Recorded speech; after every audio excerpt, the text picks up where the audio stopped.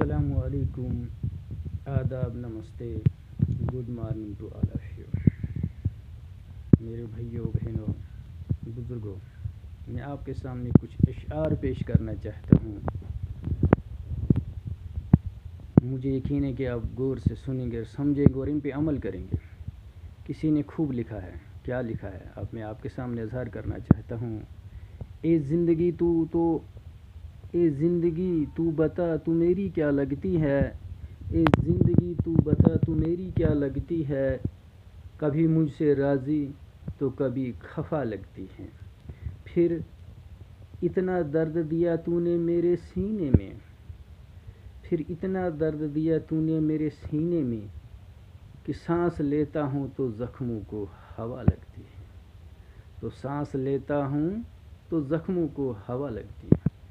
ان اشعار میں شاعر یہ کہنا چاہتا ہے کہ اے زندگی تو میری کیا لگتی ہے، یعنی تجھے کیوں پیدا کیا گیا، تجھ سے کیا میرا رشتہ ہے۔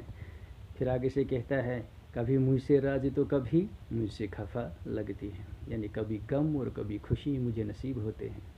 یہ کیا وجہ ہے؟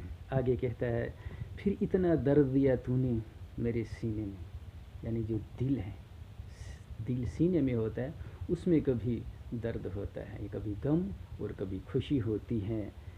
جس طرح سے میں سانس لیتا ہوں اسی طرح سے میرے، یعنی لمحہ بلمحہ میں سانس لیتا ہوں، لمحہ بلمحہ جو ہے میرے دل کو زخم لگتا ہے۔ کیا مقصد ہے؟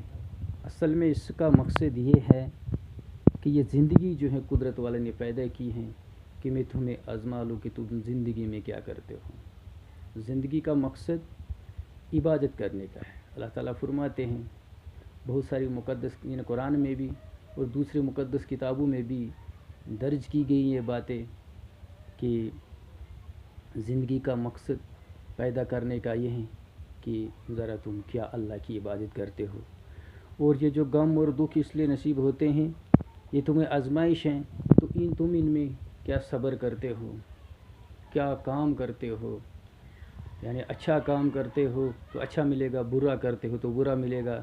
پھر فرماتا ہے یعنی جو ایک دل بخشے ہیں قدرت والے نے، اللہ نے سینے میں، وہ سہنے کے لیے ہیں، کبھی غم کو سہنے کے لیے ہیں، کبھی خوشی کو سہنے کے لیے ہیں۔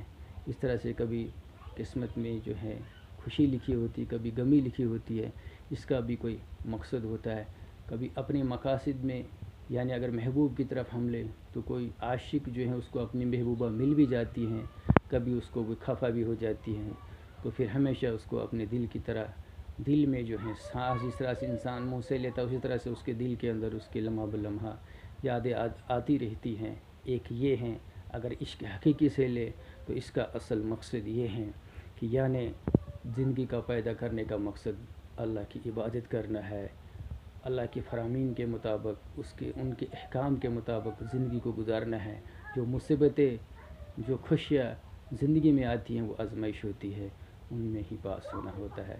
میرے بھائیوں، میرے ان اشعار پیش کرنے کا مقصد یہ ہے کہ ہم ان پہ عمل کریں، پیسفل ماحول اپنے سماج کے اندر قائم کرے، کبھی بھی آپس میں لڑے نہیں چاہیے، ہمارا کوئی بھی ہو، جس بھی کمیونٹی کا ہو، جس بھی مذہب کا ہو، ہم آپس میں مل جل کر رہے۔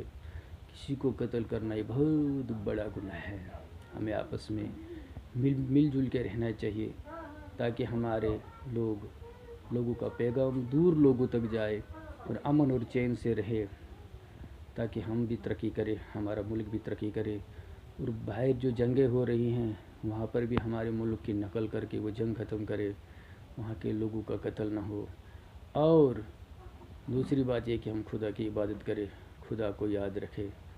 شکریہ، جے ہند۔ میں اپنے سامعین بھائیوں بہنوں سے کہنا چاہتا ہوں کہ وہ ان اشعار کو، یعنی جو میری ایز اے پوسٹ ہے، اس کو شیئر کرے، کمنٹ کرے، لائک کرے۔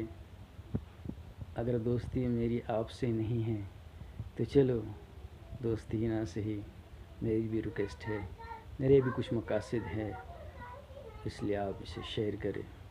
شکریہ، جے ہند، خدا حافظ۔